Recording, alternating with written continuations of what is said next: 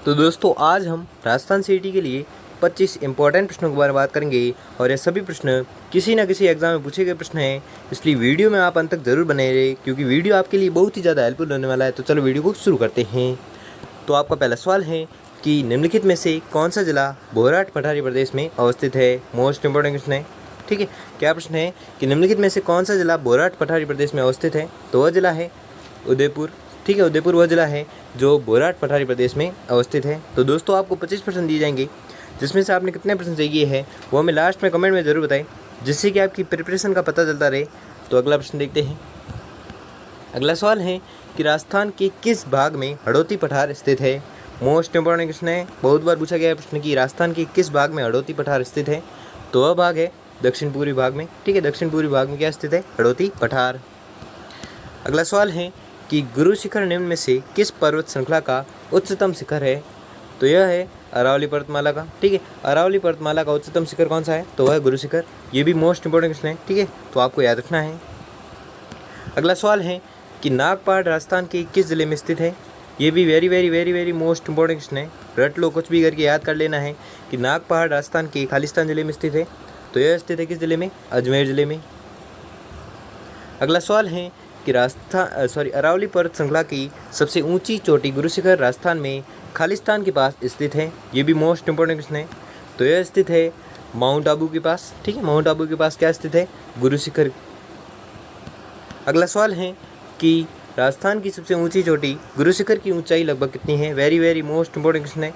कुछ भी करके ये तो प्रश्न रट लेना है, क्योंकि ये इस वीडियो का बहुत ही ज़्यादा महत्वपूर्ण प्रश्न है, ठीक है। कि राजस्थान की सबसे ऊंची चोटी गुरु शिखर की ऊंचाई लगभग कितनी है। तो इसकी जो ऊंचाई है वह है 1722 मीटर।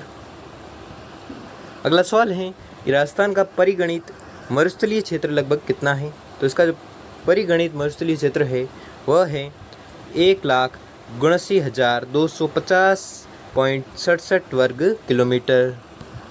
अगला सवाल है कि राजस्थान में बागर और मरु खालिस्तान के नाम से जाने जाते हैं।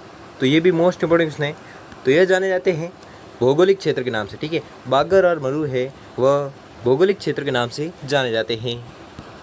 अगला सवाल है कि राजस्थान की उस भौतिक स्वरूप का नाम क्या है जो थार के रेगिस्तान को चंबल की घाटी से अलग करता है। तो वह भौतिक स्वरूप है अरावली पर्वत श्रेणी, ठीक है। अरावली पर्वत श्रेणी वह भौतिक स्वरूप है जो थार के रेगिस्तान को चंबल की घाटी से अलग करता है। अगला सवाल है कि राजस्थान में किस दर्रे से पूर्वी राजस्थान और हरियाणा राज्य में मरुस्थलीय क्षेत्र विस्तृत होता है। तो यह होता है कहाँ पर, तो आपको याद रखना है यह होता है सांबर दर्रा, ठीक है। सांबर दर्रे से क्या होता है, पूर्वी राजस्थान और हरियाणा राज्य में मरुस्थलीय क्षेत्र है जो विस्तृत होता है। किससे होता है, तो सांबर दर्रे से होता है।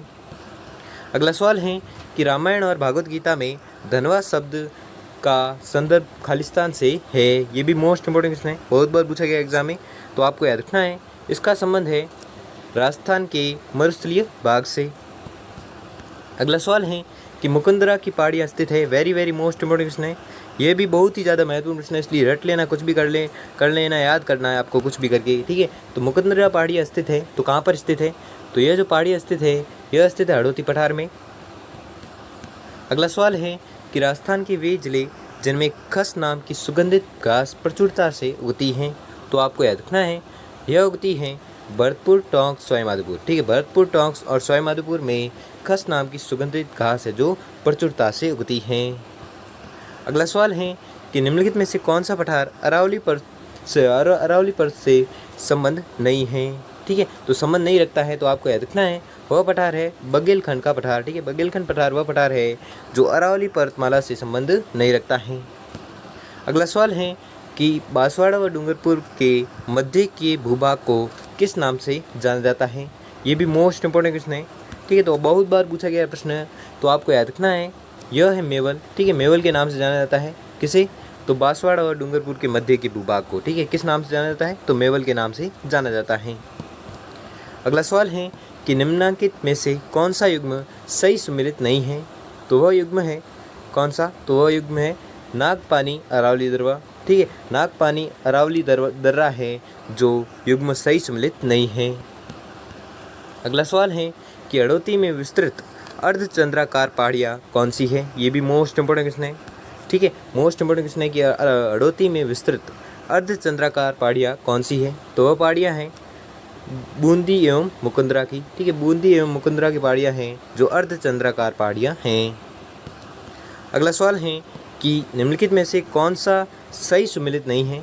तो सही सुमेलित है नहीं है वह है रामगढ़ पहाड़ियाँ राजसमंद, ठीक है। रामगढ़ पहाड़ियाँ राजसमंद है जो सही सुमेलित नहीं है, इसलिए आपका राइट आंसर हो जाएगा ऑप्शन नंबर सी। अगला सवाल है कि राजस्थान में निम्नलिखित में से कौन सा एक बालू का स्तूप का प्रकार नहीं है? तो वह है थली, ठीक है। थली जो है वह बालू का स्तूप का प्रकार नहीं है। ये भी मोस्ट इंपोर्टेंट क्वेश्चन है, ठीक है। ये भी पूछा गया था प्रश्न। अगला सवाल है कि मुकुंदरा की पहाड़ियाँ किस जिले में स्थित है? तो मुकुंदरा की पहाड़ियाँ स्थित है किस जिले में? तो यह स्थित है कोटा में। ये भी वेरी मोस्ट इंपोर्टेंट क्वेश्चन है, कुछ भी करके रट लेना है आपको प्रश्न कि मुकुंदरा की पहाड़ियाँ किस जिले में स्थित है? तो यह स्थित है कोटा जिले में। अगला सवाल है कि शीत ऋतु में पश्चिमी राजस्थान में अधिक ठंड पड़ने का प्रमुख कारण क्या है? तो इसका जो प्रमुख कारण है वह है रेतीला धोरा होना, ठीक है। रेतीला धोरा होना या रेतीला धरातल होना ही शीत ऋतु में पश्चिमी राजस्थान में अधिक ठंडा पड़ने का प्रमुख कारण है। अगला सवाल है कि सिरोही क्षेत्र की पहाड़ियों को स्थानीय भाषा में क्या कहा जाता है? ये मैंने पहले भी बताया था कि प्रश्न घुमा फिरा के पूछा जा सकता है, और इससे पहले मैंने जो वीडियो बनाया था उसमें मैंने प्रश्न घुमा फिरा के पूछा था और मैंने कहा था ऐसा प्रश्न पूछा जा सकता है, ठीक है। तो ये वेरी मोस्ट इंपोर्टेंट क्वेश्चन है, बहुत बार पूछा गया प्रश्न। तो आपको कुछ भी करके ये प्रश्न तो रट ही लेना है कि सिरोही क्षेत्र की पहाड़ियों को स्थानीय भाषा में क्या कहा जाता है। मैंने पहले भी बताया था, वापस से बता देता हूँ। तो इसका इसे जो कहते हैं वह कहते हैं भाकर, ठीक है। भाकर अगर किसी कहते हैं, अगर पूछे एग्जाम में, तो सिरोही क्षेत्र की पहाड़ियों को स्थानीय भाषा में कहते हैं क्या? भाकर। अगला सवाल है कि उदयनाथ पर्वत राजस्थान की किस जिले में स्थित है? ये भी मोस्ट इंपोर्टेंट क्वेश्चन है, ठीक है। तो उदयनाथ पर्वत स्थित है कहाँ पर? तो आपको याद रखना है यह स्थित है अलवर जिले में, ठीक है। अलवर जिले में क्या स्थित है? उदयनाथ पर्वत। अगला सवाल है कि अरावली के संबंध में गलत तथ्य को पहचानिए। तो आपको याद रखना है गलत तथ्य की पहचान करनी है। तो गलत तथ्य है कि इसकी कुल लंबाई 820 किलोमीटर है। यह कथन एकदम गलत है, इसलिए आपका राइट आंसर हो जाएगा ऑप्शन नंबर बी।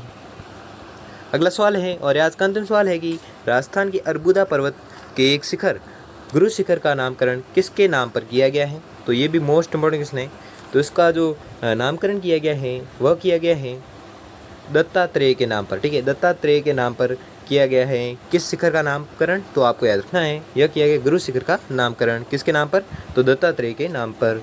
तो दोस्तों आपको वीडियो कैसा लगा कमेंट में ज़रूर बताएं। अगर वीडियो अच्छा लगा हो या आपके लिए थोड़ा सा भी हेल्पफुल साबित हुआ हो तो वीडियो को लाइक, और चैनल पर नए हो तो चैनल को सब्सक्राइब कर लीजिए। और आपने 25 में से कितने % सही किए हैं वो भी हमें जल्दी से कमेंट करके ज़रूर बताएं। धन्यवाद।